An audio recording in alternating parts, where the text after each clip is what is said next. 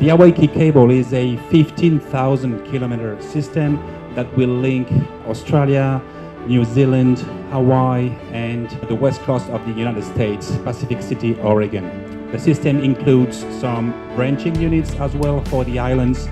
American Samoa is already in, and we expect few more coming in the next months. We have included in the system a branching unit for Fiji, another one for Tonga, and another one for French territory of New Caledonia. Hawaiki will be the fastest and the largest link between Australia and the US. It will bring more connectivity, diversity, and competition to the market. So the cable's initial capacity is 43.8 terabits per second, and it can grow from there as the technology on the ends improve. We can put faster equipment on, and it's the equivalent of 80,000 times the existing satellite capacity to this region. It is a mind-boggling number. I mean, it's sufficient to download 1,200 high-definition videos a second. So it's enough, for all of Australia and New Zealand for the conceivable future. Having been involved in a lot of projects, this one's the most exciting one. The benefits it's going to bring both to New Zealand, the Pacific Islands and Sydney and the US is absolutely substantial.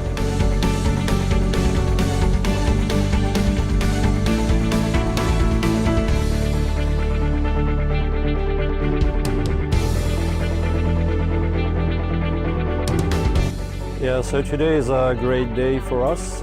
We are landing the Hawaiki Cable here in Coogee Beach. The ship that is behind me today has 7,500 kilometers of cable inside its tanks.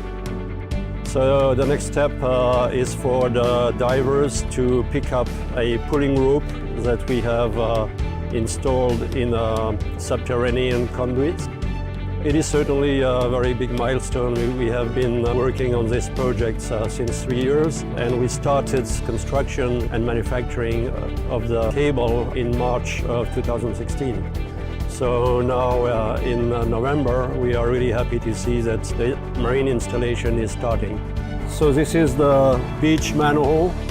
That's where we are going to interconnect the submarine cable and the land cable with a joint. We are going to pull the submarine cable using this pull wire here. And once the cable pulls through here, it will be interconnected with the land cable. Certainly, when we see the cable coming out of the conduit, it's going to be a great moment. It's the extremity of the cable that will connect Australia to the United States, 12,000 kilometers away.